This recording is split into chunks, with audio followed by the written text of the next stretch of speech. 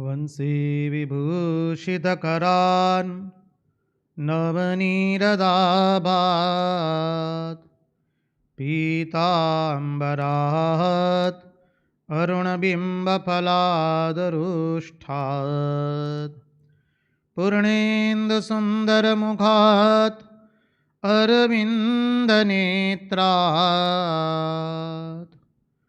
कृष्णात् परं किमपि तत्त्वम् अहं न जाने। कृष्णात् परं किमपि तत्त्वम् अहं न जाने। स्वस्ति श्रीगणेशाय नमः। श्रीसरस्वत्यै नमः। श्रीगुरुभ्यो नमः। नारायणं नमस्कृत्य नरं चैव नरोत्तमं देवीं सरस्वतीं व्यास ततो जयमुदीरयेत्। नमस्ते शारदे देवी सरस्वती मतिप्रदे वसत्वं मम जीवहाग्रे सर्वविद्याप्रदा भव।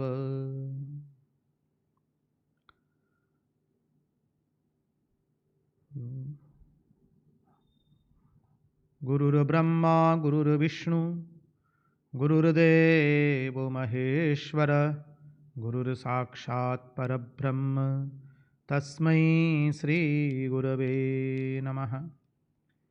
सच्चिदानन्दरूपाय विश्वोत्पत्त्यादिहेतवे तापत्रयविनाशाय श्रीकृष्णाय वयं नुमः।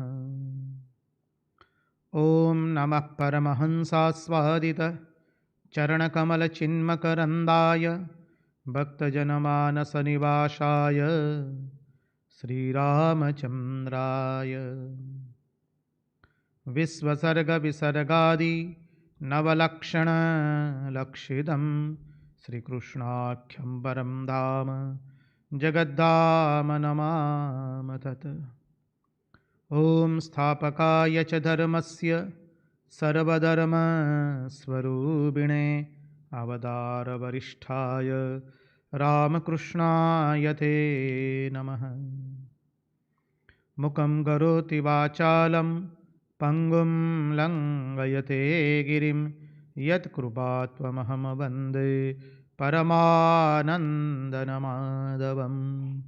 कृष्ण कन्हैया लाल की जय। भक्तवत्सल भगवान की जय। वृंदावन बिहारी लाल की जय। भागवत भगवान की जय। भागवत भक्त भगवान की जय। ओम नमो भगवते वासुदेवाय। नारायण नारायण नारायण नारायण। हम सर्वप्रथम पूज्यपाद स्वामी आदि भवानंद जी महाराज के चरणों में सश्रद्धेय प्रणाम निवेदित करते हैं। तत्पश्चात रामकृष्ण आश्रम राजकोट के अध्यक्ष पूज्यपाद निखिलेश्वरानंद जी महाराज के चरणों में सश्रद्धेय प्रणाम निवेदित करते हैं। उपस्थित पूज्यपाद प्रभु सेवानंद जी महाराज, पूज्यपाद शंकरेशानंद जी महाराज एवं अन्यान्य सन्यासी महात्माओं एवं विरक्तों के चरणों में हम श्रद्धापूर्वक के प्रणाम निवेदित करते हैं। और जो कोई भी इस दृश्य श्राव्य माध्यम से इस श्रीमद् भागवत रसामृत का रसपान कर रहा है, उन सब के हृदय में निवासित उस अनंत अखंड अविनाशी परब्रह्म परमात्मा को मुहुर्मुहुर वंदन करके आइए हम भागवत रसामृत में अवगाहन करें। योऽन्त प्रविश्य मम वाचमिमां प्रसुप्तां सञ्जीवयत्नखिलशक्तिधरस्वधाम्ना अन्यांश्च हस्तचरणश्रवणत्वगादीन् प्राणान्नमो भगवते पुरुषाय तुभ्यम्। तो आइए हम चले परमहंस शिरोमणि त्यागियों के सम्राट भगवान श्री शुकदेव जी के चरणारविंद में बैठ करके आइए हम भागवत रसामृत का रसपान करने के लिए प्रविष्ट हो जाए। तो प्रसंग है रुक्मिणी विवाह का, और उसमें रुक्मिणी जी के गुण देख लिए कल,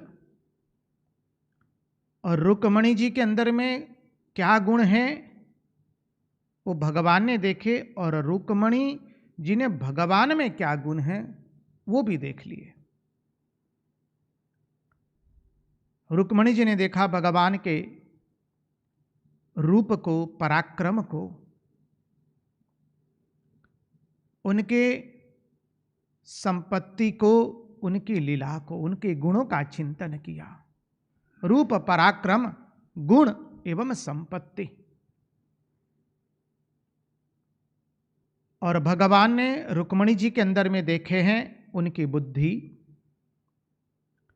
उनकी उदारता, उनका शील और उनका स्वभाव। यही गुणों का बाद में वर्णन आने वाला है जब रुक्मिणी जी का संदेश भगवान को सुनाया जाएगा। देखिए, ये भागवतकार, भगवान भागवतकार की अद्भुत बुद्धि प्रतिभा है। इसी गुणों को लेकर के एक भिन्न तरह से वो हमें समझाते हैं। जब प्रसंग आवेगा तब देखेंगे। अब देखिए, रुक्मिणी जी हमें सिखाती है, माँ रुक्मिणी हमें सिखाती है भगवान की भक्ति कैसे करना। भक्ति अर्थात प्रेम से युक्त सेवा, उसका नाम है भक्ति। भक्ति खंड खंड भक्ति नहीं होती है। गंगा जी की धारा जब गंगा सागर में विलीन होती है तो खंड खंड करके नहीं विलीन होती है। गंगा जी की एक अजस्र धारा गंगा सागर में, मानी सागर में, समुद्र में विलीन होती है। उसी तरह से हमारे मन की एक अखंड चित्त वृत्ति सतत परमात्मा का स्मरण करे तब समझना कि भक्ति हुई है। खंड खंड की भक्ति को भक्ति नहीं कहते हैं। भक्ति का एक सोपान हो सकता है। तो माता रुक्मिणी हमें सिखाती है कि भक्ति कैसे करनी चाहिए। भक्ति के 3 प्रकार है, भागो भक्ति, रसनम भक्ति एवं भजनम भक्ति। भागो भक्ति, भागो भक्ति का अर्थ क्या है? अपना भाग दे देना। यहां माता रुक्मिणी कहती है, वो श्री कृष्ण, मैंने तो मेरा मन और मेरी वृत्तियां पूर्ण रूप से आपके चरणों में समर्पित कर दी है। और वो कैसे समर्पित की वो भी हमने देखा था। भगवान की कथा सुन सुन करके भगवान से ऐसा प्रेम हो गया कि रुक्मिणी मां की चित्तवृत्ति एवं मन पूर्ण रूप से, खंड खंड से नहीं, एक अजस्र धारा भगवान के चरणारविंद का स्मरण करने लगी। तो ये भागो भक्ति है। माता रुक्मिणी कहती है कि मैंने मेरा मन, चित्तवृत्ति सब कुछ अर्पित कर दिया प्रभु आपको, लेकिन उससे मैं संतुष्ट नहीं हूं। जब तक मेरा तन भी आपकी सेवा में समर्पित नहीं होता है तब तक मेरी भक्ति अधूरी है। तो हे नाथ, कृपा करके आप मेरा पाणी ग्रहण कीजिए। जो बिंदु कल के सत्संग के अंतिम समय में हमने लिया था, भक्ति तभी परितुष्ट होती है, उसके 3 लक्षण बताए गए हैं। एक है भगवान की कथा का पान करना सतत, जो भगवान ने प्रहलाद को कहा। प्रहलाद को राज्यासन पर बिठा करके भगवान ने दो ही बात कही है, प्रहलाद मेरी कथा का हर रोज पान करना और हर रोज सत्संग करना, मेरी कथा हर रोज सुनना और मेरे सत्संग का श्रवण करना। द्वितीय है भगवान के दर्शन के लिए, भगवान को प्राप्त करने के लिए हमारे हृदय में उत्कंठा होनी चाहिए। जो कल चिंतन किया था, भगवान को जैसे वैसे बुलाने से भगवान नहीं आते हैं। श्री रामकृष्ण देव ने सुंदर समझाया, अरे ईश्वर को जैसे वैसे बुलाने से थोड़ी ना ईश्वर आता है, ईश्वर को तो बुलाने की रीत से बुलाना पड़ता है। और श्री रामकृष्ण देव कहते हैं, क्या कहते हैं, ऐसा कहकर के श्री रामकृष्ण देव ने सुमधुर कंठ से भजन गाया, बुलावने मन पूरा प्रयासे के ममा श्याम आवे ना, के ममा श्यामा आवे ना, के ममा काली आवे ना। मन जो खरेखर आतुर हो तो जासुंद बिल्व पत्र लो, माने पगे पुष्पांजलि। भक्ति चंदन लगावी ने माने पगे पुष्पांजलि दो। बुलाने की रीत से बुलाना पड़ेगा। और जब वह बुलाते हैं और फिर भी देखते हैं कि संकट गया नहीं है, अब इस घड़ी में क्या करना चाहिए, माता रुक्मणी हम सबको सिखाती है। देखिए, मां की परिस्थिति, रुक्मी तो चाहता ही नहीं है कि भगवान श्री कृष्ण के साथ मेरी बहन का ब्याह हो। पूरे राज्य में रुक्मी के सिवा और किसी का चलता नहीं है। भीष्मक का पिताजी भीष्मक है, उसका भी नहीं चलता है। 4 भाई जो है अन्यान्या, उनका भी नहीं चलता है। अब किसके पास जाऊं मैं? यहां पर माता रुक्मिणी ने एक अद्भुत सिद्धांत हम सबको बताया है। जब हम चारों ओर से घिर जाए, समझिए, जब हम चारों ओर से गिर जाए तो केवल एकमात्र और एकमात्र केवल संत का ही आश्रय लेना होता है। संत के सिवा और किसी का आश्रय नहीं लिया जाता है। माता रुक्मिणी देखती है कि वो चारों ओर से घिर चुकी है। संत परम हितकारी जगत माही, संत परम हितकारी। प्रभु पद प्रगट करावत प्रीति, भरम मिटावत भारी, संत परम हितकारी। स्वामीनारायण संप्रदाय में ब्रह्मानंद जी करके एक महान संत हो गए, उन्होंने सुंदर यह भजन लिखा है, संत परम हितकारी जगत माही, संत परम हितकारी। संत क्या करते हैं? प्रभु पद प्रगट करावत प्रीति, प्रभु के चरणों में प्रीति जगा देते हैं। और भ्रम मिटावत भारी, सबसे बड़ा भ्रम है कि यह संसार ही सर्वस्व है, यह संसार ही हमारा है, वो भ्रम जो है वो मिटा देते हैं संत। इसलिए अब यहां पर माता रुक्मिणी ने आश्रय लिया है संत का, और उस संत के बारे में भागवतकार ने लिखा है। हमारे परमहंस शिरोमणि भगवान शुकदेव जी महाराज कहते हैं, रुक्मिणी जी ने ब्राह्मण को बुलाया है। अब ये जैसा वैसा सामान्य ब्राह्मण नहीं है, ब्राह्मण शब्द की परिभाषा समझनी पड़ेगी। अपने अंतःपुर में किसको बुला सकते हैं? रानी अपने राजकन्या अपने अंतःपुर में बुला रही है, मानी कोई केवल कर्मकांडी ब्राह्मण नहीं है। ये ब्राह्मण के बाहर के चिन्हों से यह ब्राह्मण समझना नहीं है। ये ब्राह्मण कैसे है? भगवान को ब्राह्मण प्रिय है। भगवान ब्राह्मणों को अत्यंत सम्मान देते हैं। आप सब लोग विष्णु सहस्त्रनाम का पाठ करते हैं, उसमें आता है ब्रह्मण्यो ब्रह्मकृत ब्रह्मा ब्रह्म ब्रह्म विवर्धनः ब्रह्मविद ब्राह्मणो ब्रह्मी ब्रह्मज्ञो ब्राह्मण प्रियः।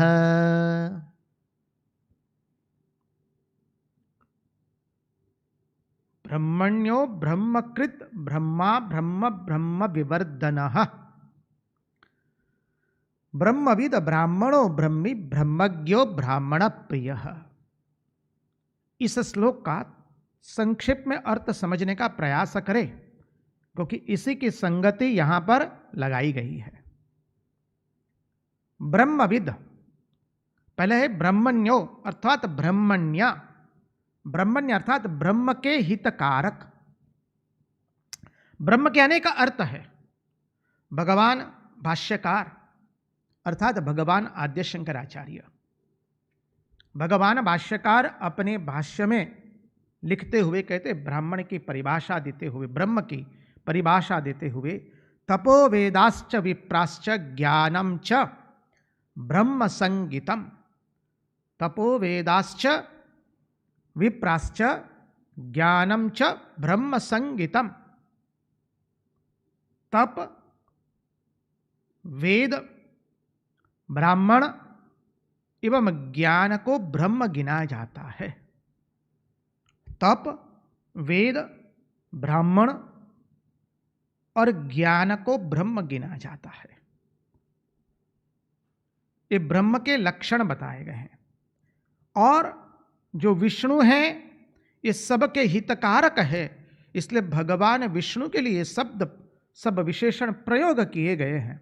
इसलिए कहा कि ब्रह्मण्यो अर्थात ब्रह्मण्य, ब्रह्मण्यो ब्रह्मवित्, ब्रह्मण्यो ब्रह्मकृत, कृत संधि विच्छेद करेंगे तो ब्रह्मण्य कृत। तो ब्रह्म के कर्ता। अब ब्रह्म के कर्ता कैसे कोई हो सकता है, इसलिए पहले हमने भगवत पाद का अर्थ ले लिया ताकि इसमें कोई गड़बड़ी ना हो जाए। वेद, तप, ब्राह्मण एवं ज्ञान को ब्रह्म कहते हैं।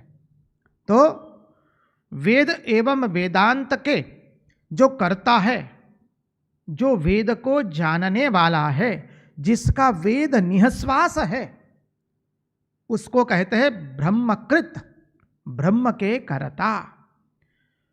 अब गीता के अंदर में भी 15वें अध्याय में गाते हैं ना, वेदांत कृत विदेव चाहम। वो क्या है? भगवान इसी बात का प्रतिपादन करते हैं वहां 15वां अध्याय गीता का, अधिकांश लोगों को मुखस्थ होगा। तो ब्रह्म के कर्ता कौन है? ब्रह्म के कर्ता स्वयं भगवान है। और यहां पर ब्रह्म का अर्थ करना है वेद। जब ये ब्रह्म का अर्थ समझेंगे तब ब्राह्मण का अर्थ समझ में आवेगा। इसलिए कहा ब्रह्मकृत, वेद एवं वेदांत के कर्ता, वेद एवं वेदांत के जानकार, वेद एवं वेदांत जिसके निःश्वास है वह वेदांतकृत वेद विदेय चाहम। अब आता है ब्रह्मा। देखिए, ब्रह्मण्यो ब्रह्मकृत ब्रह्मा। ब्रह्मा अर्थात हम सब लोग जानते हैं चतुर्मुखी ब्रह्मा, जिससे इस सृष्टि का सर्जन हुआ। तो ये विष्णु ही ब्रह्मा के रूप में आए हैं। विष्णु ही ब्रह्मा के रूप में आकर के सृष्टि का सर्जन करते हैं। विष्णु स्वयं विष्णु बन करके इसका पोषण करते हैं और वो शिव रूप बन करके संहार भी करते हैं। वही ब्रह्म जब माया विशिष्ट चैतन्य बना है, अर्थात वो ईश्वर बना, तब ब्रह्मा विष्णु और महेश बना। हमने देखा था सांख्य के सिद्धांत के अनुसार जब सृष्टि तत्व का चिंतन किया था तब।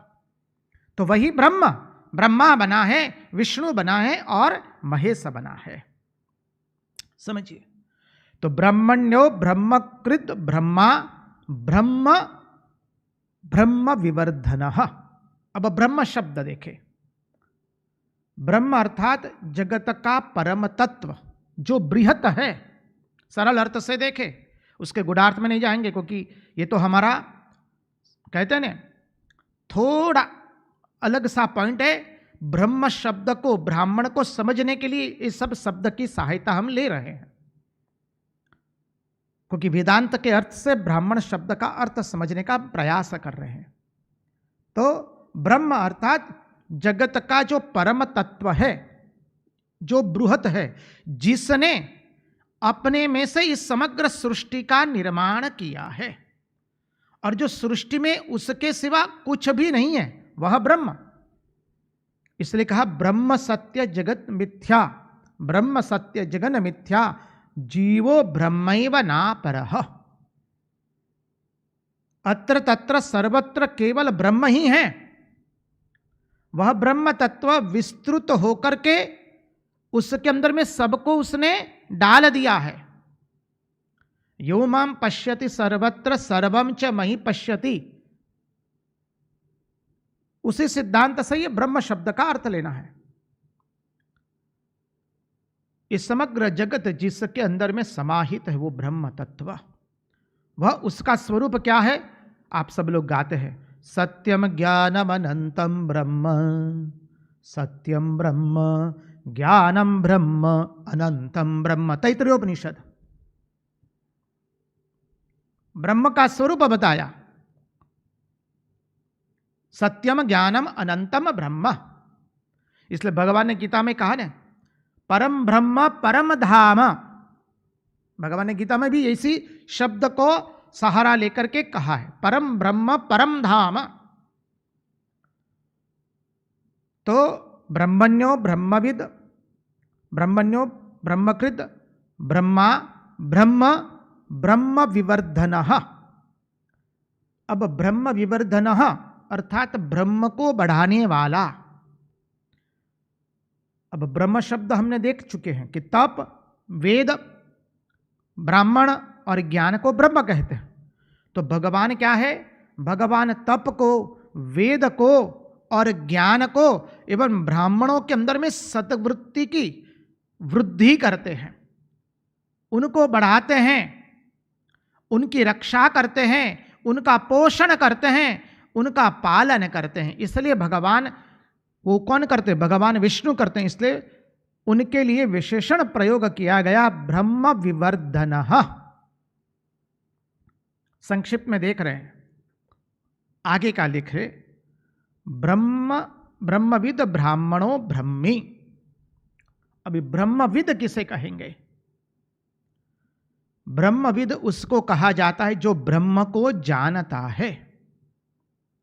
ब्रह्म अर्थात वेद को, ज्ञान को जो जानता है, जो ब्रह्म को जानता है, वो ब्रह्मविद है। अब जानना किसे कहते हैं? कुछ पढ़ लिया, कुछ मुखस्त कर लिया, उसे जानना कहते हैं। जीना, जानना अर्थात जो जाना है उसके जैसा बन जाना। इसलिए स्वामी विवेकानंद ने कहा एजुकेशन इज टू बी, उसको यूएन ने भी स्वीकार किया बाद में। शिक्षा अर्थात क्या? जो शिक्षा हमने प्राप्त की है उसके साथ तादात्म्य कर लेना अपने आप का। तो जो ब्रह्म के बारे में हमने जाना उसके साथ हमें अपने आप का तादात्म्य कर लेना, तो वह हो गया ब्रह्मविद, ब्रह्म को जानने वाला। जानने वाला अर्थात उसके जैसा जो बन गया है। किताबें पढ़ करके कुछ बोल देना, पंडिताई से, विद्वत्ता से कुछ बोल देना, उसको जानना नहीं कहते हैं। वो तो केवल शब्दों की जाल में है। शब्द जालम महारण्यम, भगवान आद्य शंकराचार्य विवेक चूड़ामणि में कहते हैं कि ये जो शब्द के ज्ञान के कारण, भाषा के ज्ञान के कारण आपकी वाक पटुता है, इसलिए उसके कारण वाग वैखरी शब्द जरी शास्त्र व्याख्यान कौशलम। आप पब्लिक जनता को, श्रवण करने वाले को मोहित कर सकते हैं इस सब से, लेकिन आपने ब्रह्म को जाना नहीं है। जब तक हम ब्रह्म के साथ एक नहीं होते हैं तब तक ब्रह्म को हमने जाना नहीं है। तो जिसके साथ हम एक हो जाए वो हो गया ब्रह्मविद। समझिए, इसलिए स्वामी विवेकानंद ने कहा, education is the manifestation of perfection already in man. शिक्षा क्या है? मनुष्य के अंदर में अंतर्निहित पूर्णता का प्रगटीकरण, वो है शिक्षा। इसके साथ इसकी व्याख्या मिला लीजिए ब्रह्मविद की, जो ब्रह्म को जानता है, अर्थात ब्रह्म के साथ जो एक हो गया है। ब्रह्मविद, ब्राह्मण,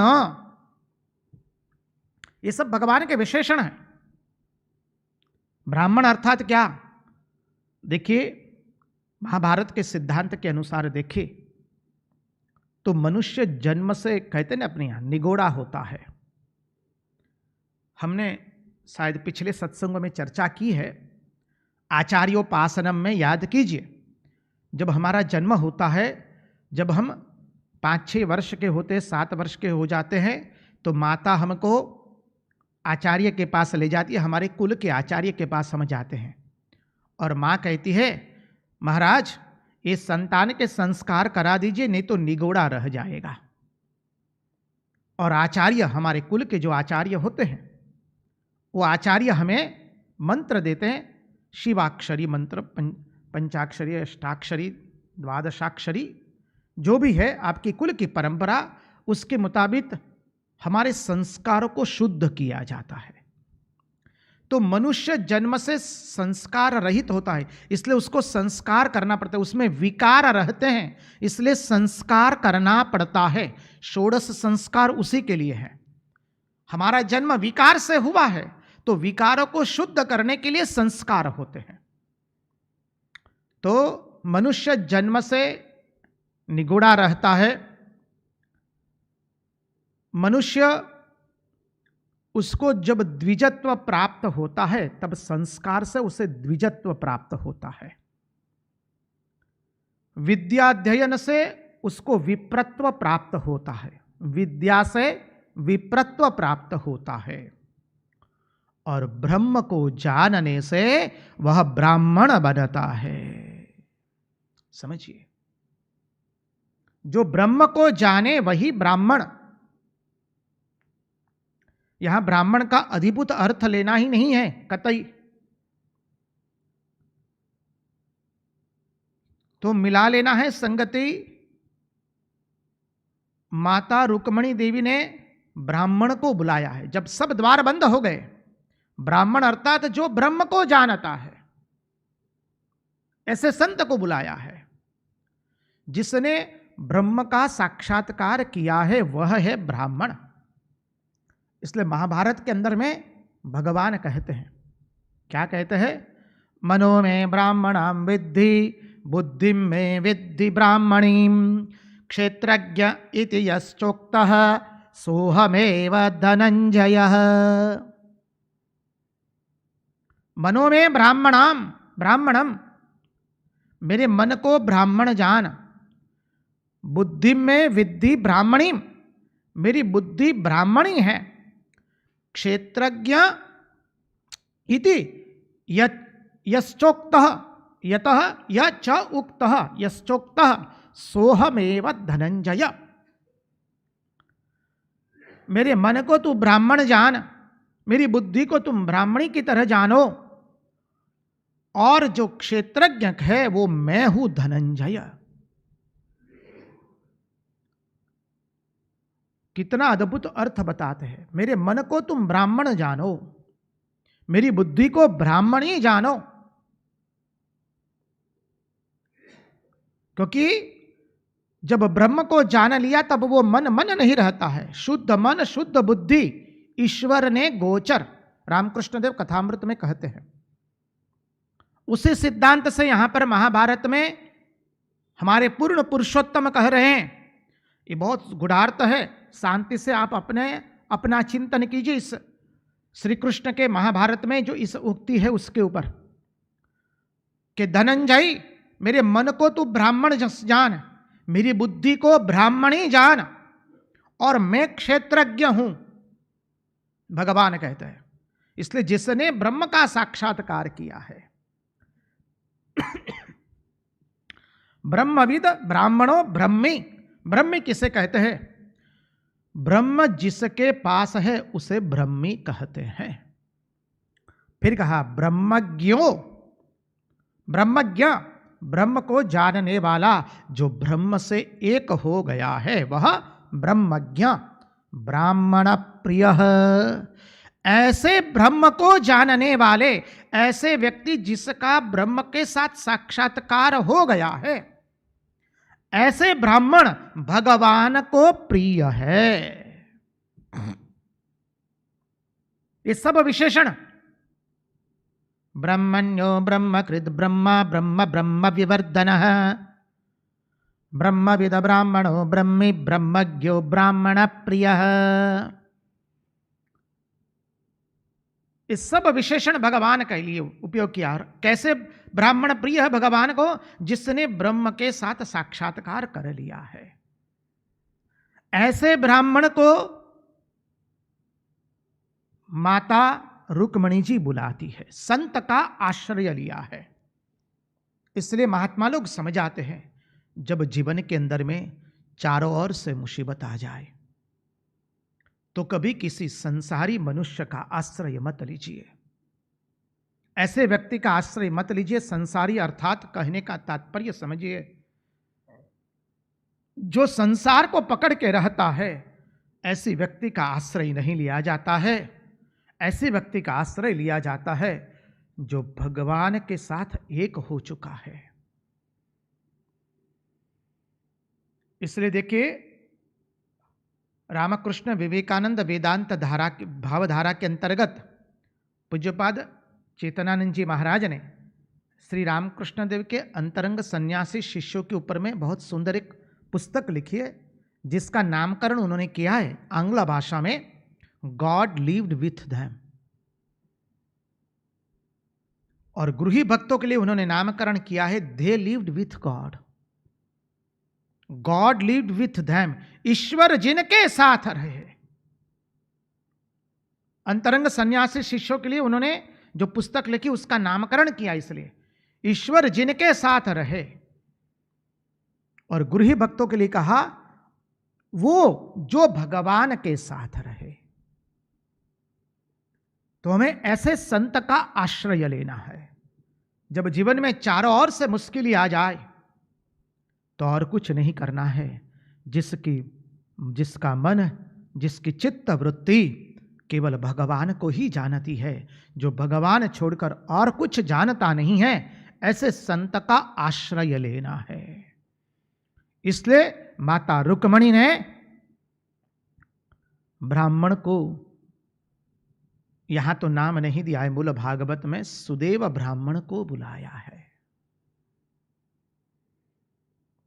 समझिए, माता रुक्मणी जी बुलाती है ब्राह्मण को और उनको वंदन करके अपना संदेश दिया है। अब ऐसा ब्राह्मण अर्थात जो हमने तय किया अभी, वेद और जो ब्रह्म को जानता है, वह गाय को भी ब्राह्मण कहते हैं। देखिए, गाय, ब्राह्मण और देवता ये किसका कभी अहित नहीं करते हैं। गैया मैया भी कभी किसी का अहित नहीं करती है। गैया मैया का सब कुछ केवल परोपकार्थ के लिए ही होता है। और जो ब्राह्मण है अर्थात जिसने ब्रह्म को जाना है, वो किसी का अहित नहीं कर सकता है। उसका स्वभाव निष्कपट होता है। उसके हृदय में से, उसके मन में से कभी किसी के लिए अहित की वाणी ही निकल नहीं सकती है, विचार ही नहीं आ सकता है। वो ब्राह्मण है। इसलिए देखिए, मां भी ब्राह्मणों की रक्षा कितनी सुंदर तरीके से करती है। आप लोगों ने मां की जीवनी पढ़ी होगी, मां शारदा देवी की जीवनी। उसमें राधु के गहने उनके सब ससुराल वालों ने ले लिए। तो कांजीलाल आए हैं, मां के भक्त, वो पुलिस का वेश धारण करके जाते हैं उनके गहने वापस लेने के लिए, राधु के। माँ घबरा गई। माँ कहती है मास्टर महाशय को पीछे पीछे भेजा है, महेंद्रनाथ गुप्त को। माँ कहती है वो लोग ब्राह्मण हैं, कहीं कांजीलाल आवेश में आकर के उनको कुछ उलट सुलट न बोल जाए, आप जाइए जल्दी से। अवतार एक भी परंपरा तोड़ता नहीं है, समझिए। बाकी प्रत्येक घटना के अंदर में मां शारदा देवी की जीवन की प्रत्येक घटना में इतना गुढ़ार्थ भरा हुआ है, हमको वो चिंतन करना है। चिंतन करके उस अद्भुत रहस्य को अपने मन में बिठाना है। तो ब्राह्मण वह है जो कभी किसी का अहित नहीं करता है, जो कभी किसी से कपट नहीं करता है, जो लोभी नहीं है, कपटी नहीं है, जो स्वार्थ परायण नहीं है। सामान्य सिद्धांत से देखिए, रुक्मणी जी ऐसे संदेश उनके हाथों भेज रही हैं जहां वो चारों ओर दुश्मनों से घिर चुकी है। अब एकमात्र सहारा ऐसे व्यक्ति को ढूंढा है। सामान्य व्यक्ति को बुलाती कोई लोभी को, तो लोभी व्यक्ति क्या करता है, जो कुछ अधिक दे उसका वो हो जाता है। यदि कोई गुप्त बात रखने के लिए उसको आपने 500 रुपया दिया, कोई कहता है मैं 5000 देता हूं, तो वो 5000 देने वाले को गुप्त बात प्रकट कर देता है। ऐसे सामान्य व्यक्ति को मां रुक्मणी जी बुलाती नहीं है, और ऐसी मां ऐसे सामान्य व्यक्ति से कभी अपने संदेश भेजेगी भी नहीं। असामान्य मां है माता रुक्मणी, साक्षात महालक्ष्मी जी का स्वरूप है। इसलिए ऐसे ही व्यक्ति को मां भेज रही है। अब व्यक्ति को बुलाया, ब्राह्मण देवता को बुलाया, बुदेव ब्राह्मण को बुलाया, बुदेव ब्राह्मण को वंदन किया है। और मां ने अपने संदेश दिया और बुदेव ब्राह्मण द्वारिका पहुंचता है। अब देखिए यहां पर हमारे परमहंस शिरोमणि भगवान सुखदेव जी की महिमा। सुखदेव जी भगवान कहते नहीं कि वो विदर्भ देश से द्वारिका कैसे पहुंचा, द्वारिका या द्वारका जो भी बोलिए, तो द्वारिका कैसे पहुंचा, उसका अर्थ क्या है। महात्माओं ने बहुत सुंदर गुढ़ार्थ निकाला है, इतना सुंदर गुढ़ार्थ प्रकट किया है। जीव जब अपनी जगह से जहां है, वहां से जीव जब भगवान की ओर यात्रा करता है, समझिए, जीव जहां है वहां से जब भगवान की ओर यात्रा का आरंभ करता है, फिर वो यात्रा दूरी नहीं रहते, यात्रा की दूरी नहीं है वो। हम जहां हैं वहां से ईमानदारी से हमारी यात्रा का आरंभ करेंगे। जहां भी है हम परमार्थ की यात्रा का पूर्ण रूप से ईमानदारी से हमारी यात्रा आरंभ करेंगे, तो फिर पथ भी भगवान बन जाते हैं, पाथेय भी भगवान ही बन जाते हैं, और भगवत प्राप्ति हमें हो जाती है। साधन भी भगवान बन गए, साध्य भी भगवान बन गए। इसलिए ब्राह्मण की जो मथुरा, क्षमा कीजिए, विदर्भ देश से द्वारिका नगरी तक की जो यात्रा है, उसका वर्णन भागवत में नहीं है। उतना ही नहीं, और प्रसंग आएगा सुदाम देव के प्रसंग में भी। सुदाम देव जब पोरबंदर से द्वारिका जाते हैं तो उस यात्रा का वर्णन नहीं किया गया है। क्यों? क्योंकि जीव जब भगवान के प्रति चलना है, भगवान के प्रति उसकी यात्रा करनी है, उसे परमार्थ की यात्रा, वो दृढ़ निश्चय हो गया और ईमानदारी से वो कर रहा है। बस एक बार जहां सुन लिया, महावाक्य का एक बार श्रवण कर लिया, तत्वमसि, ओ श्वेत केतो तत्वमसि, फिर क्या हुआ, साधक पूर्ण एकाग्रता से साधना का आरंभ करता है, और उसके लिए पथ पाथेय सब कुछ भगवान ही बन जाते हैं। साध्य भी वही बन जाते हैं, साधन भी वही बन जाते हैं। अद्भुत से अर्थ देखना है तो श्री रामकृष्ण देव ने अपने जीवन से यह अद्भुत अर्थ प्रकट किया है।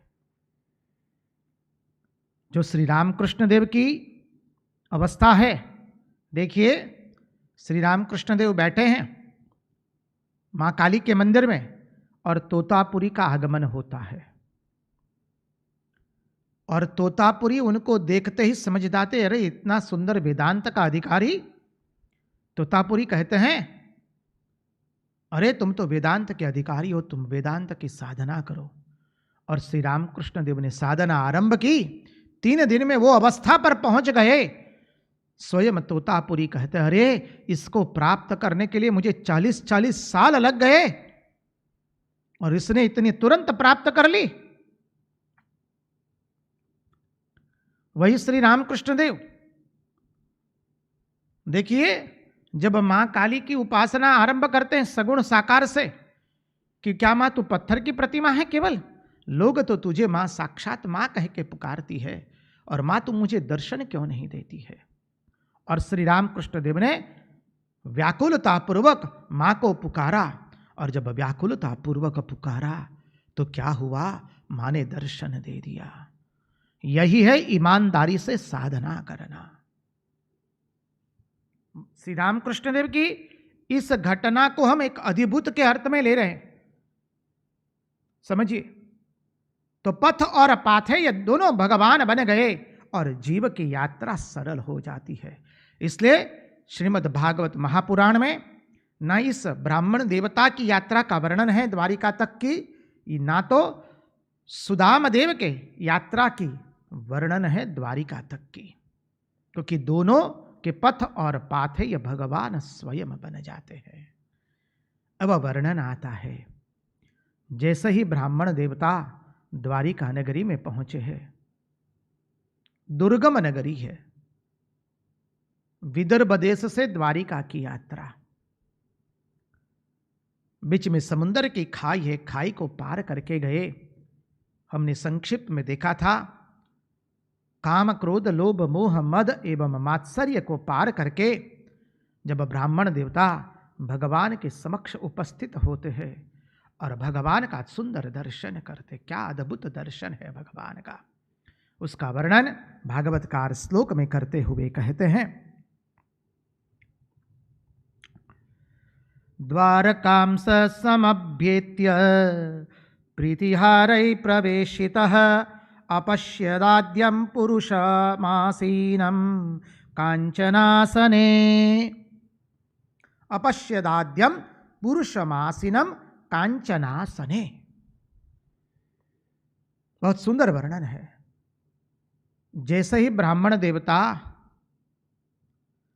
द्वारिका में पहुंचे, उन्होंने भगवान का दर्शन किया।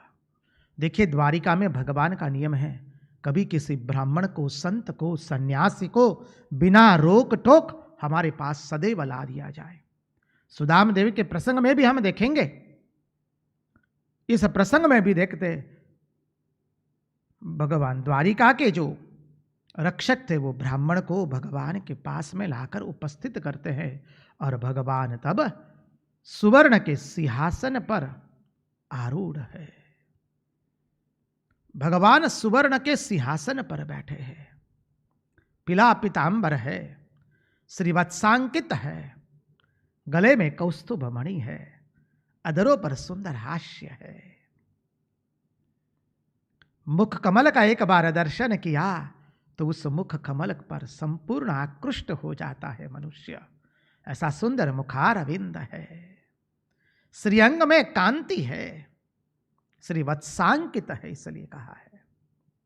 और क्या कहा, दृष्ट्वा ब्रह्मण्य देवस्त्वमवरुध्य निजासनात् उपवेश्यार्हयां चक्रे यथात्मानं दिवैकसः, यथात्मानं दिवौकसः।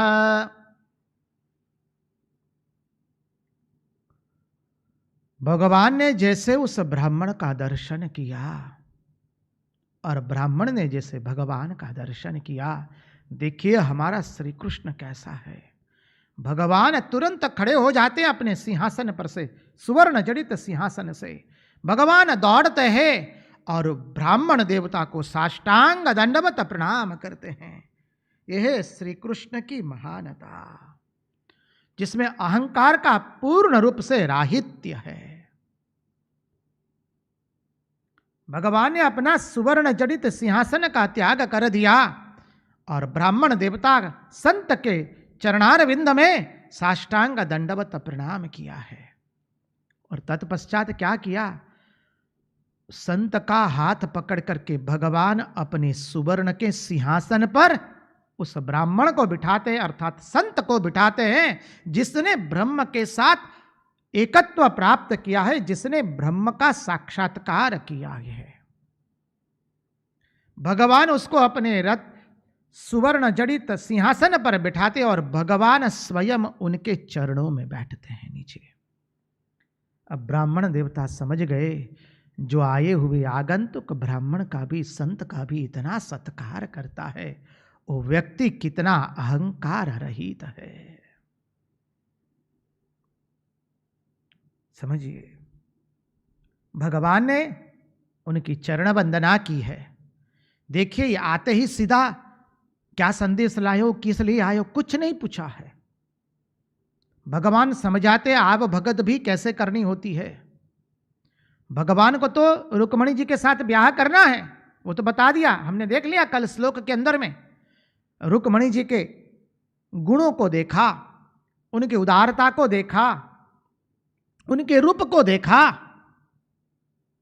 उनकी लज्जा को देखा, सब कुछ देख लिया और भगवान ने तय कर लिया है कि ब्याह तो उन्हीं से करेंगे। अब भगवान तो सर्वज्ञ हैं, जानते हैं ये आत्मज्ञ पुरुष ब्राह्मण किस लिए यहां पर आया है, ब्राह्मण देवता बुदेव ब्राह्मण का आगमन क्यों हुआ है, भगवान जानते हैं। लेकिन भगवान अधीरे नहीं बने हैं। जहां मोह होता है वहां धीरज नहीं होती है। समझिए, भगवान जो है परीक्षा से नहीं मिलते हैं, भगवान युक्ति से नहीं मिलते हैं, भगवान भक्ति से मिलते हैं। भगवान स्वयं को भोक्ता बनाने से भगवान मिलते हैं।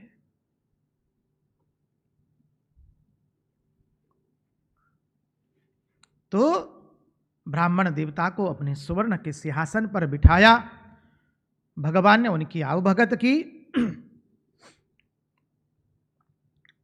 भगवान उनको सुंदर भोजन कराते हैं।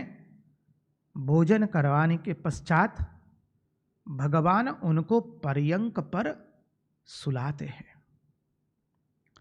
पर्यंक पर सुलाते सुलाते भगवान उनकी चरण वंदना कर रहे हैं। यह भगवान का राहित्य, मान राहित्य है। श्री कृष्ण स्वयं भगवान है, लेकिन उनके अहंकार का राहित्य देखिए।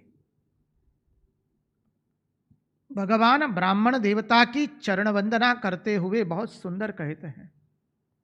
यहां भगवान ने ब्राह्मणों के लक्षण बताए हैं, अर्थात जो जिसने ब्रह्म का साक्षात्कार किया है, जो ब्रह्मविद है वो ब्राह्मण, और उस ब्राह्मण के लक्षण बताते हुए भगवान उनकी चरण वंदना करते हुए कहते हैं,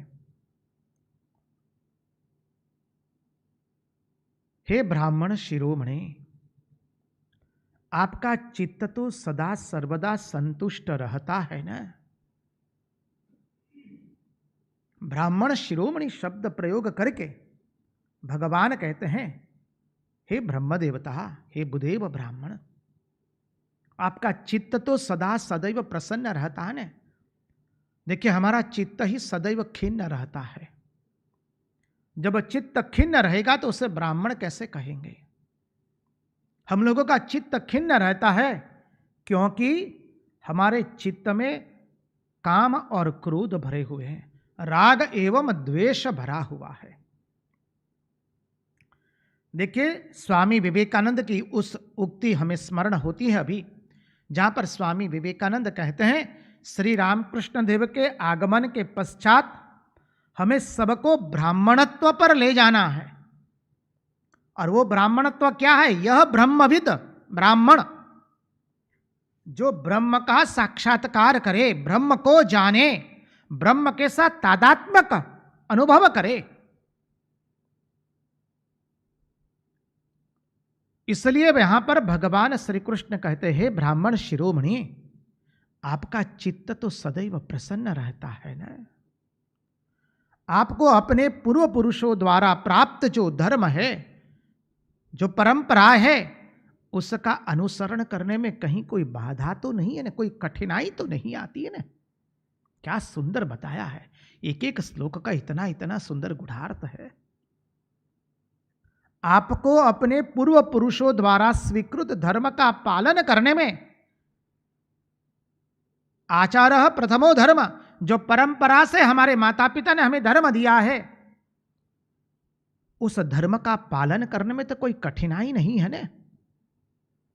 इसलिए मां शारदा देवी भी जब कोई दीक्षा लेने आते थे तो कहती है कि भाई आपके अपने कुलगुरु है तो उन्हीं से दीक्षा लीजिए। मां कोई परंपरा तोड़ती नहीं है, अवतार कोई परंपरा कभी नहीं तोड़ सकता है। इसलिए मां ने यहां पर कहा कि हे ब्राह्मण शिरोमणि, आपको अपने पूर्वजों से प्रदत्त जो परंपराएं धर्म है उसका अनुसरण करने में कोई कठिनाई तो नहीं है ने। फिर भगवान आगे कहते हैं, ब्राह्मण यदि जो कुछ मिला उसमें संतुष्ट हो जाए, संतुष्टि ही परम धर्म है, संतोष वह परम धन है। इसलिए कहते हैं ब्राह्मण यदि जो कुछ मिल जाए, जो कुछ मिला, मिला राज तो क्या, खोया मकान तो क्या, मालूम किस को प्यारे। जो कुछ मिल जाए उसमें संतुष्ट हो जाए और अपने धर्म का पालन करता रहे शांत चित्त से। समझिए, मन लोभ करता है, शरीर में काम आता है, मन में लोभ आता है। समझिए, तो मन में लोभ कब आता है? जब वृत्तियां चंचल हो जाती है। इसलिए भगवान ने कहा ब्राह्मण को जो कुछ मिल जाए उसी में संतुष्ट रहे और अपने धर्म का वो पालन करता रहे और अपने धर्म से वो च्युत न हो।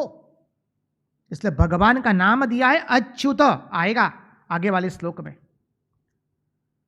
रुक्मणी मां ने यही संबोधन किया है। तो जो अपने धर्म से च्युत न हो जाए, लोभ के कारण च्युत न हो जाए। समझिए, अपने यहां एक मानी कथा कथित एक घटना भी है, हम प्रसंग भी हम सब लोगों ने बचपन से सुन के आए हैं। एक राजा थे, एक बार छद्मवेश में अपने नगर में भ्रमण करने के निकले हैं और देख रहे हैं कि एक दंपति था, एक कुटुंब था, उसके पास कुछ नहीं था लेकिन वो परम संतोषी थे। अब राजा ने देखा कि उसके पास कुछ भी नहीं है फिर भी वो परम संतोष में है। राजा ने अपने मंत्री से कहा, इतना संतोष तो मुझे भी नहीं है। अब उस मंत्री ने कहा, महाराज देखते हैं उसकी संतोष की, वो कैसा संतोषी है, उसकी परीक्षा करते हैं। मंत्री ने क्या किया, 99 सोना मोहर वहां पर रख दी। कई जगह 99 रुपये है, 99 सोना मोहर, जो गिनना है गिन लीजिए आप। ये तो उदाहरण के लिए है। 99 मुद्राएं रख दी वहां पर। अब ब्राह्मण, वो जो दंपति था, वो सुबह उठा, देखा तो 99 मुहर रखी है, गिना, बहुत खुश हो गए। अब बोले 99 है, 100 हो जाए तो कितना अच्छा। अब वो 100 हो जाए, उसके लिए वो व्यक्ति ने इतने तनतोड़ मेहनत करना का प्रयास किया। वो व्यक्ति खूब चंचल बन गया 99 में से 100 बनाने के लिए। और उस लोभ के अंदर में उसने न करने का भी कार्य किया। समझिए, 99 से कैसे 100 बने। हमारे पास जो है उसमें से कैसे डबल बने, 3 गुना बने, 4 गुना बने। भगवान ने संपत्ति दी है, एक पीढ़ी की है, बोले दूसरी पीढ़ी की कब संपत्ति बन जाए, तीसरी पीढ़ी की भी कब बने। तो ये लोभ जो है ना, ये मन में आता है। इसलिए भगवान यहां कहते हैं कि जो ब्राह्मण उसको जो कुछ मिल गया उसी में संतुष्ट रह गया, वही श्रेष्ठ ब्राह्मण है। और अपने लोभ के कारण अपने धर्म से च्युत न हो। जब हमारे मन में लोभ आता है ना तो हम अपने धर्म से च्युत हो जाते हैं। समझिए, परिणाम स्वरूप हम हमारे धर्म का पालन नहीं कर पाते हैं। आगे भगवान कहते हैं, यदि इंद्र ऐसे ब्राह्मण जिसके अंदर में संतोष नहीं है, लोभ भारोभार निहित है, ऐसे व्यक्ति के अंदर, ऐसे व्यक्ति को, ऐसे ब्राह्मण को यदि इंद्र का पद भी मिल जाए तो भी उसे संतुष्टि नहीं होती है। वो इंद्र का पद पाकर के भी संतुष्ट होने वाला नहीं है। और ऐसी व्यक्ति इंद्र के पद को पाकर भी उसे कहीं शांति मिलने वाली नहीं है। हम लोगों में शांति क्यों नहीं आती है? हमारे जीवन में शांति का अभाव क्यों है?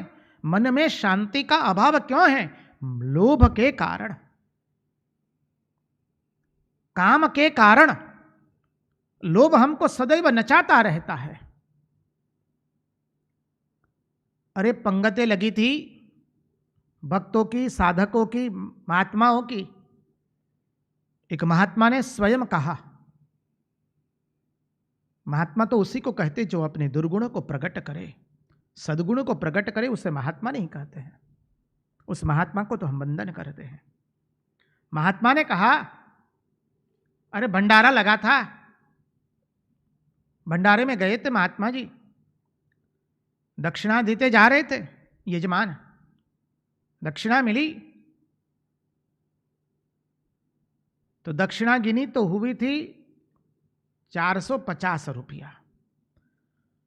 अब महात्मा जी कहते, देखिए लोभ कैसा है, 450 रुपया तो जेब में रख दिए। अब वहां से गंतव्य स्थान तक जा रहे, मन में लोभ जगा, ये 500 कब बने? तो जाकर पूछा, भाई अभी कोई दूसरा भंडारा होने वाला है, हो तो जरा हमको भी भेज दीजिएगा, हम जाएंगे। बाद में थोड़ी देर के बाद महात्मा के बुद्धि में विवेक आए। बोले, मैं क्या कर रहा हूं, मैं दूसरे भंडारे में क्यों जाना चाहता हूं? बोले 450 हो गए, 500 हो जाए इसके लिए। बस महात्मा ने उसी वक्त वो पैसा ले लिया और उससे वो उसको भगवान की दान पेटी में रख दिया, प्रणामी में डाल दिया। बोले 450 आए तब तो 500 कब हो जाए? वह लोभ जगा है ना, यदि वो रहेगा नहीं तो लोभ जगने वाला नहीं है। मन मातंगा करे तूफाना, जरा मौत दुती आई काल से बचाइए जी। ये मन जो है मातंग बन करके मतवाला हाथी बन गया है। हाथी जब मतवाला बन जाता है, फिर हाथी पर जो सवार है वो हाथी को अंकुश में ला सकता नहीं है। वैसे ही हमारा मन एक बार जब मतवाला बन जाता है लोभ के अंदर में, फिर ये जीव इस मन पर अंकुश ला सकता नहीं है। लेकिन जिसके पास थोड़ा भी है, उसमें यदि उसने संतुष्ट मान लिया, अरे संग्रह और परिग्रह जिसमें नहीं है, संग्रह भी नहीं है, परिग्रह नहीं है, अपरिग्रह जिसका व्रत है, जो अपरिग्रही है उसका मन सदैव शांत रहता है। इसलिए भगवान ने आगे के श्लोक में तो भगवान सब मर्यादाओं को जैसे पार कर देते हैं। नारायण नारायण नारायण, क्षमा कीजिए। भगवान आगे के श्लोक में तो सब मर्यादाएं पार करके भगवान कहते हैं, मैं कैसे ब्राह्मण को साष्टांग दंडवत प्रणाम करता हूं, कैसे ब्राह्मण को मैं अपने मस्तिष्क पर रखता हूं, कैसे ब्राह्मण के चरणारविंद में मैं कैसे मुहुर मुहुर प्रणाम करता हूं। वो ब्राह्मण कैसा होना चाहिए उसका लक्षण बताते हुए भगवान कहते हैं, विप्रान् स्वलाभ संतुष्टान्, विप्रान् स्वलाभ संतुष्टान्, साधुन् भूत सुरत्तमान्, निरहंकारिण शांतान नमस्ये शिरसाकृत। विप्रान स्वलाभ संतुष्टान, जो स्वयं प्राप्त हुई वस्तु से संतुष्ट है, जो अपने आप आ गया उससे संतुष्ट है। बस मिला राज तो क्या, खोया मकान तो क्या, मालूम किसको प्यारे। हमो मन मौज फर नारा, हमो ने बांध नारू कुण, सदा निह संगी ने न्यारा, जगत ने मान नारा तृण। रंगदूत महाराज लिखते हैं, हमो मन मौज फर नारा, अरे हम मनमौजी है। और मनमौजी अर्थात हमारे जैसा मनमौजी नहीं, जो एक बार संसार में जाए और 2 घड़ी भगवान का नाम भी ले ले। वो तो मक्खी होती है जो विष्ठाके पर भी बैठती है और मिठाई पर भी बैठती है। ऐसे मनमौजी नहीं होते महात्मा लोग। अरे वो तो वही मनमौजी होती है कि जिनका मन सदैव कृष्णाकार वृत्तिमय बन चुका है, जिनका मन भगवदाकार वृत्ति बन चुकी है।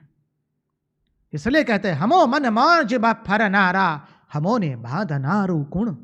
हमको बांधने वाला कौन है? हमने घटना बताई थी, रंगदूत महाराज जब नर्मदा परिक्रमा कर रहे थे तो भरूच के अंदर में शंकराचार्य भगवान आए थे। द्वारिकापीठ के शंकराचार्य जी उनके दर्शन करने गए। उनकी विद्वत्ता, उनका त्याग वैराग्य देख करके द्वारिकापीठ के उस समय के शंकराचार्य जी कहते हैं कि देखिए, हाथ जोड़ करके विनती कर रहे हैं शंकराचार्य जी, आप यदि शंकराचार्य के पद पर आरूढ़ होंगे तो वो पद शोभायमान होगा। मैं आपसे विनती करता हूं, कृपा करके आप शंकराचार्य का पद ग्रहण कीजिए। मैं अभी पद आसीन हूं, इसलिए नियम के अनुसार मैं आपको अभी इस वक्त वो पद नहीं दे सकता हूं, लेकिन मैं राजगादी शंकराचार्य की जो सोमनाथ में है वो राजगादी में आपको अर्पण करता हूं और लिख करके जाता हूं कि मेरे पश्चात आपको शंकराचार्य बनाया जाएगा। क्योंकि यदि आप शंकराचार्य पद पर बैठेंगे तो शंकराचार्य पद शोभेगा। अधिकांश लोगों में क्या होता है, व्यक्ति से पद नहीं शोभायमान होता है, पद से व्यक्ति शोभायमान होती है। यहां वह नहीं है, व्यक्ति से पद शोभायमान हो रहा है। तब रंगदूत महाराज ने उनको चरणों में वंदन किया, साष्टांग दंडवत प्रणाम किया और कहा, महाराज हमारे लिए कोई भी पद, प्रतिष्ठा, ख्याति, विख्याति एक तिल के बराबर भी नहीं है। हम तो हमारे मौज में रहने वाले हैं। हमो मन मौज फर नारा, हमो ने बांध नारू कुण। हमको बांधने वाला कोई नहीं है। अष्टपास हमें बांध नहीं सकते, ख्याति विख्याति पद प्रतिष्ठा हमें बांध सकती नहीं है। सदा निहसंगी ने न्यारा, हम तो सदैव निहसंगी है, न्यारे है। जगत ने मान नारा तृण, जगत को एक तिलके के बराबर समझने वाले हैं। यहां पर उसका वर्णन करते हुए कहते हैं, विप्रान स्वलाभ संतुष्टान साधुन भूत सुरत समान। जो अपने आप मिल गए उसमें जिसने संतोष व्यक्त कर लिया। इसलिए हमारे रामकृष्ण मठ मिशन के 10वें परमाध्यक्ष पूज्यपाद वीरेश्वरानंद जी महाराज कहते थे, don't seek and don't avoid. कुछ पाने का आशा भी मत रखो और कुछ आ जाए तो उसका तिरस्कार भी मत करो। Don't seek and don't avoid. अपने आप जो आ गया उसमें जिसने संतोष मान लिया। और फिर कहते साधुन भूत सुरत समान, जो सर्वभूतों के प्रति समान व्यवहार है। केवल मनुष्य नहीं, पशु पक्षी कीट स्थावर जंगम सबके प्रति। निरहंकारिणः शांतान नमस्ये शिरसा कृतम। और जिसने अहंकार का, जिसके हृदय में अहंकार का पूर्ण राहित्य है, जो अपने स्वभाव में शांत बैठ चुका है, नमस्ये शिरसा कृत, ऐसे ब्राह्मण के चरणार बिंद के अंदर में मैं मुहूर मुहूर वंदन करता हूं। भगवान साक्षात कहते, ऐसे ब्राह्मण के सिर में सर झुका करके मैं वंदन करता हूं। कृष्ण कन्हैया लाल की जय। क्या अद्भुत अर्थ बताए। इसलिए हमने कहा आपको कि रुक्मणी विवाह का प्रसंग सामान्य प्रसंग नहीं है। अरे एकनाथ भगवान ने तो, एकनाथ जी ने इसके ऊपर तो पूरा 15 अध्याय लिख दिया है। 2.5 अध्याय का 15 अध्याय किया है एकनाथ ही भागवत में। यदि मूल प्रत मिले, मराठी भाषा जानते हो, हिंदी जानते हो, गुजराती में भी अनुवाद है, मूल मराठी में लिखा है। और मराठी में लिखने के कारण एकनाथ भगवान, एकनाथ जी महाराज को कितना सहन करना पड़ा। काशी के अंदर में विद्वानों ने वो ग्रंथ डुबो दिया गंगा जी के अंदर में, तो भगवान के दिव्य हाथ ने आकर के उस ग्रंथ की रक्षा की, समझिए।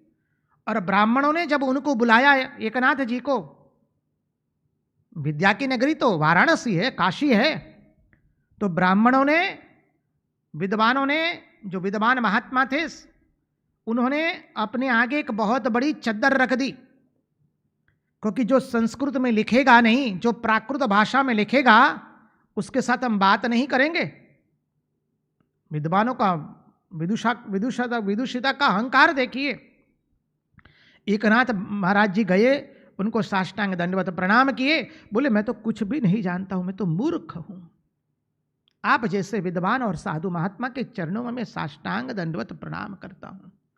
एकनाथ महाराज ने अपनी दीनता से उस महात्मा का हृदय जीत लिया। बाद में महात्मा ने स्वयं वो आवरण हटा दिया और महात्मा जी ने उनको अपने आश्रम में रखवा करके पूरी एकनाथ भागवत जो है वो वहीं पर पूर्ण करवाई है। एकनाथ ही भागवत में उसका लिखा वर्णन आता है। भक्तों ने, पार्षदों ने बहुत सुंदर इस घटना का वर्णन किया है। तो ऐसे भगवान, ऐसे ब्राह्मण के वो शिर झुका करके वंदन करते हैं। आइए 5 मिनट के लिए एक सुंदर भजन का रसास्वादन कर ले, तत्पश्चात अद्भुत प्रसंग के अंदर में हम प्रवेश करने वाले हैं। महाराज से विनती, कृपा करके भजन का प्रारंभ करें।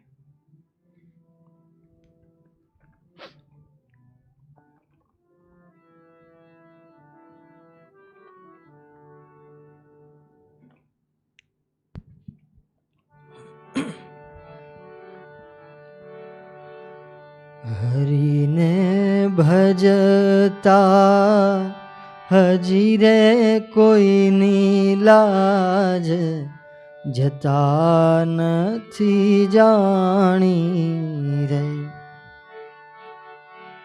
हरि ने भजता हजी रे कोई नी लाज, जता नथी जानी रे। जेनी सुरता शामळियान हाथ, वदे वेदवाणी। हरि ने भजता हजी रे कोई नी लाज, जता नथी जानी रे। वाले उगारो प्रहलाद, हरणा कंस मारो रे। वाले उगारो प्रहलाद, हरणा कंस मारो रे। विभीषण ने आप्यु राज, रावण संहारो रे। हरि ने भजता हजी रे कोई नी लाज, जता नथी जानी रे।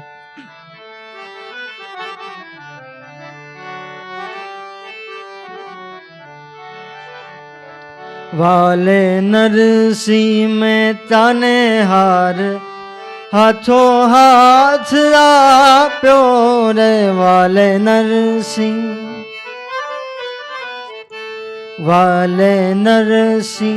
मेहता ने हार, हाथों हाथ आप्यो रे। ध्रुव ने आप्यू अविचल राज, ધ્રુવને આપ્યું વિચળ રાજ, પોતાનો કરી સ્થાપ્યો. હરિને ભજતા હજી રે કોઈની લાજ, જતા નથી જાણી રે.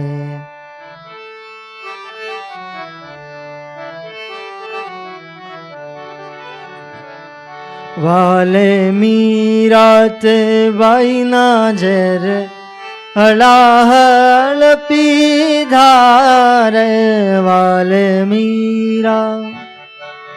વાલે મીરાબાઈના ઝેર, હળાહળ પીધા રે. પાંચાળીના પૂરા ચીર, પાંડવના કામ કીધા રે. હરિને ભજતા હજી રે કોઈની લાજ, જતા નથી જાણી રે.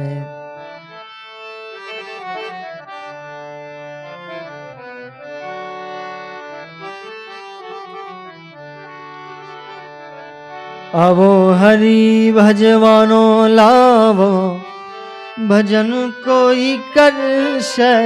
આવો હરિ ભજવાનો લાવો, ભજન કોઈ કરશે. કર જોડી કહે ગે મલદાસ, ભક્તોના દુઃખ હરશે.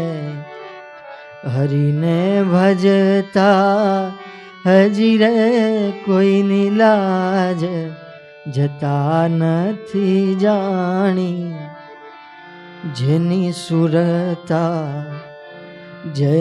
સુરતા શામળી દાન હાથ, વદે વેદવાણી.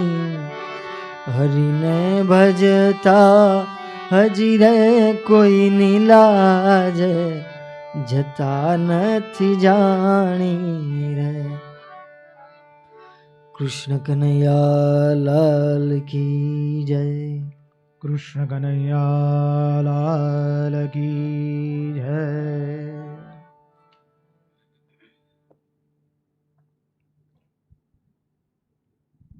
भगवान ने कैसे ब्राह्मणों के अंदर लक्षण होने चाहिए और कैसे ब्राह्मण को भगवान शीर झुका करके नमस्कार करते हैं, उसके लक्षण बताया.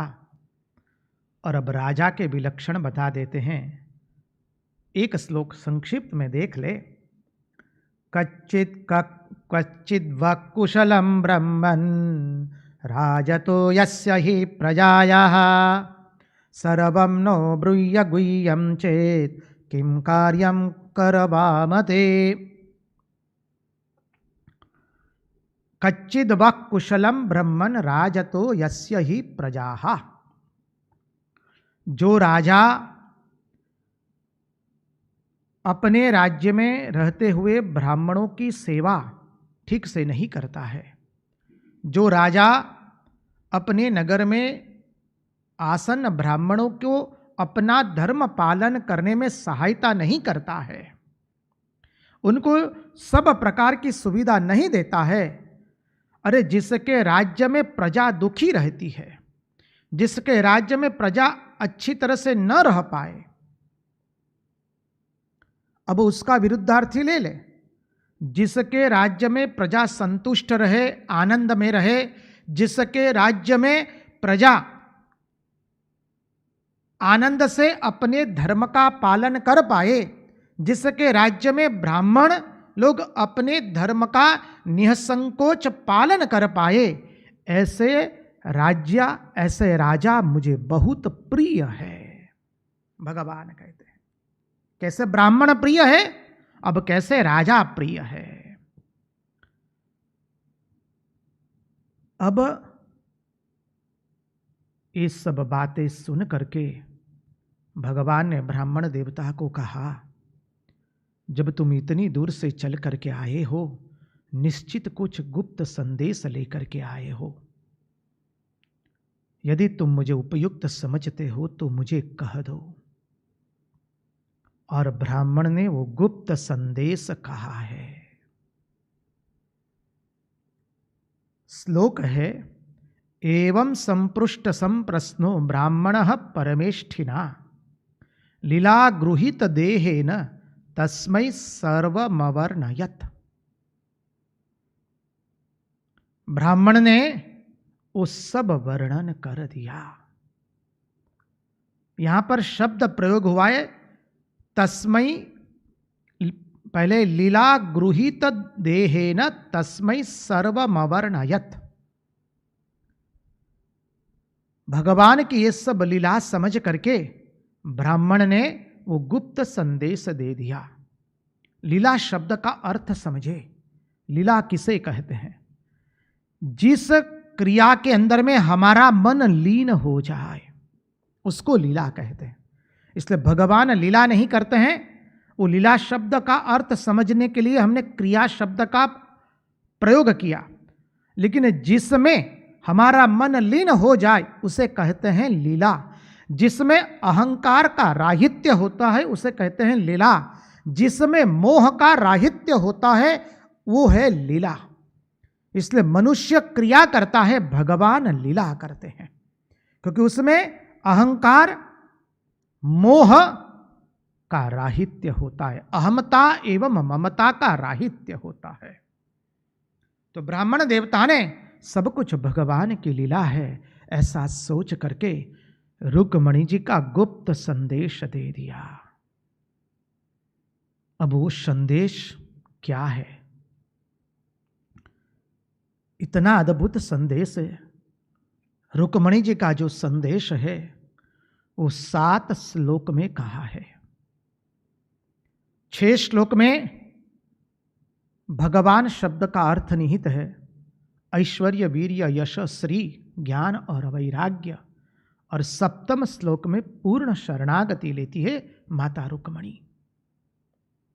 और ये संदेश कहने जा रहे हैं, उसके पहले ब्राह्मण देवता पूर्व भूमिका बांधते हुए कहते हैं, प्रभु जिसका मैं ये संदेश लाया हूं उसने निर्लज्ज होकर के आपको ये संदेश दिया है।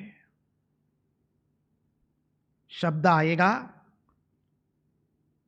लेकिन उसकी पूर्व भूमिका बांधते हुए हम थोड़ा चिंतन करें। महात्माओं ने चिंतन करके स्वयं ही प्रश्न किए हैं और स्वयं ही उत्तर देते हैं। ये चिंतन की प्रणाली है। अब प्रश्न होता है कि अभी अभी तो रुक्मणी जी के गुण सुने, उसमें तो वो तो लज्जा है, लज्जावान है, कुलांगना है। अब वो लज्जा कैसे, निर्लज्ज कैसे हो गई? तो भगवान कहते हैं, अरे जिसका तुम संदेश लेकर आए हो उसे तो हमें भी तो ब्याह करने की इच्छा है, लेकिन हमने सुना है कि वो शिशुपाल के साथ उसका ब्याह होने वाला है, तो हम भी चिंतित हैं। लेकिन वो तो लज्जाशील है, कुलांगना है, वो निर्लज्ज कैसे हुई? अब देखिए ब्राह्मण किसे कहते हैं, संत किसे कहते हैं? संत क्या करते हैं?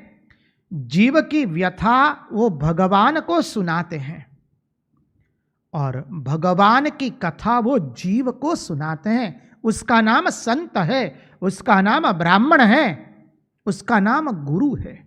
यहां पर ब्राह्मण, संत और गुरु एक ही शब्द में प्रयोग किए गए हैं।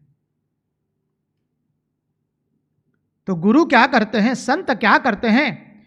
जीव की व्यथा भगवान को सुनाते हैं और भगवान की कथा जीव को सुनाते हैं। जीवन में सब समय कोई एक संत के आश्रित रहना, क्योंकि जब मुसीबत आएगी तब और कोई सहायता नहीं करेगा, केवल एकमात्र संत ही हमें सहायता करेंगे। जीवन में और कुछ करे या ना करे, याद रखना कोई एक संत समर्थ सदगुरु के आश्रय में रहिए। देखिए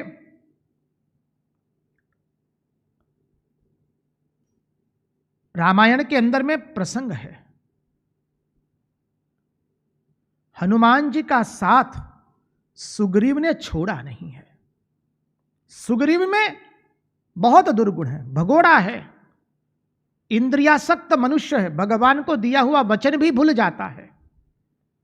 लेकिन जब उसने हनुमान जी का संग किया तब उसे भगवान से मित्रता हुई उसकी, और मित्रता नहीं, भगवान के कार्य में वो सहभागी बना। वो इतना भाग्यवान हुआ कि भगवान ने अपना कार्य उसके हाथों के द्वारा करवाया। इसलिए जीवन में सब समय कोई संत की निश्रा में रहना, संत के आश्रित रहना, महात्माओं के आश्रित रहना, जिसको आपसे कोई स्वार्थ का संबंध नहीं है। और लिख के रहिए, जिसको संत का आश्रय नहीं मिला है, महात्मा का आश्रय नहीं मिला है, उसको द्वार द्वार भटकना पड़ता है, फिर उसे साइकियाट्रिस्ट के पास जाना पड़ता है, गोलियां खानी पड़ती है, और जीवन दुखदायी बन जाता है। इसलिए आचार्योपासनम में आता है, आचार्य अपने शिष्य को कहते हैं, तू जब जहां जा रहा है, जब गुरु गृह छोड़ करके शिष्य गुरुकुल को छोड़ करके अपने गृह वापस जाता है, तब आचार्य उसे समझाते हैं, देख मैं तो अब सब समय तेरे पास नहीं रहूंगा, अब तक तू मेरे पास था, मैंने तुम्हारे जीवन को यथासाध्य उद्देश्य की दिशा में अग्रसर करने का प्रयास किया है।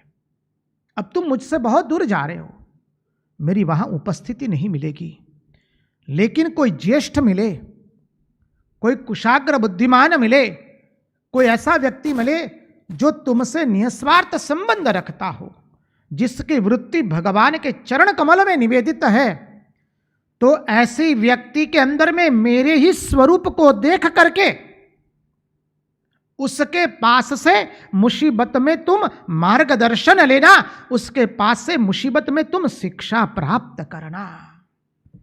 ये उपनिषद का आचार्य कहता है।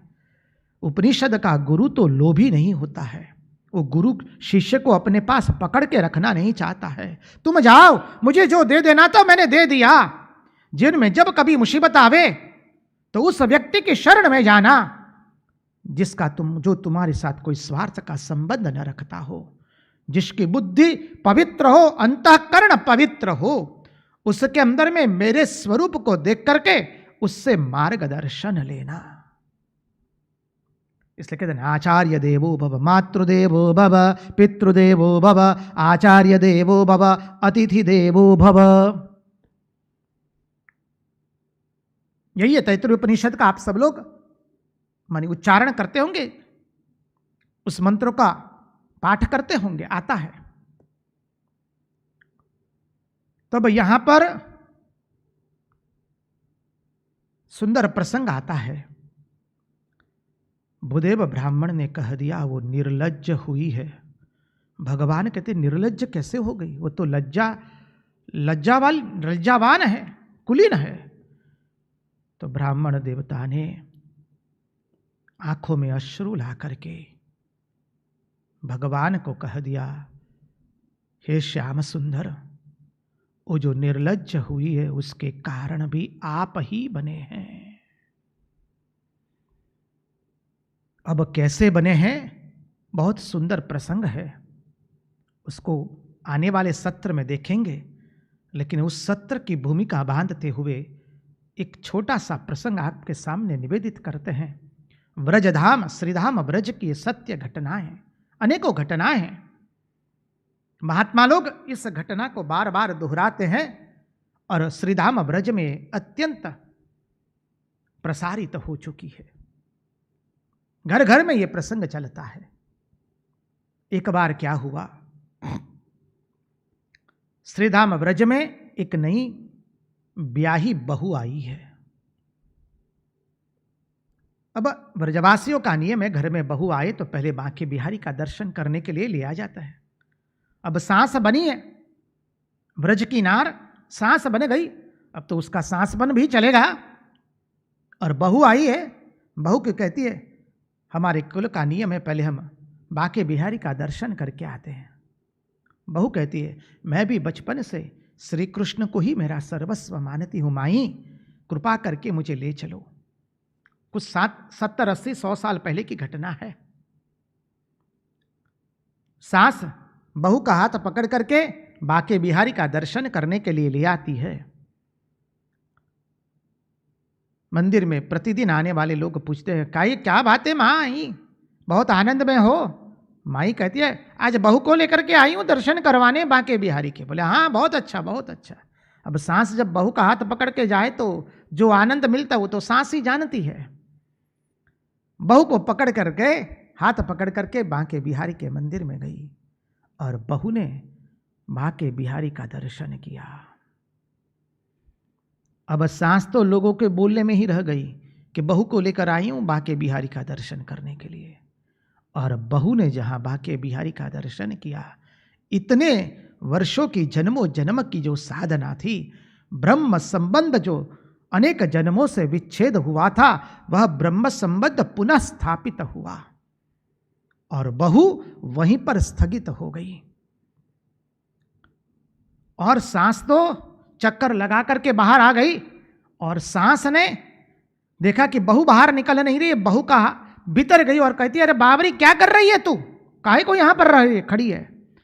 तब बहू निश्चेष्ट अवस्था में कहती है, ये जो निकलने नहीं देता, ये जाने नहीं देता है। अब जो सांस वो ठहरी, बहू का हाथ पकड़कर घसीट करके कहती है, अरे वो तो है ही ऐसा, उसका यही काम है, आज 500 साल से वो आई हुई बहू का चित्त हरण करता है बोले। और घसीट करके बहू को बलात् करके ले जा रही है। और देखे बहू का प्रेम क्या था। देहरी पर बहू का पांव को ठेकर लगी और बहू वहीं पर गिर गई और बहू के प्राण वहीं पर निष्प्राण हो गया शरीर। तो ये निर्लज्जता है। भगवान को जो प्रेम करता है वो उसी तरह से निर्लज्ज हो जाता है। आने वाला प्रसंग कल देखेंगे। कृष्ण कन्हैया लाल की जय, भक्त वत्सल भगवान की जय, वृंदावन बिहारी लाल की जय, सब संतन की जय, सब भक्तन की जय। ओम नमः पार्वती पतये, हर हर महादेव हर।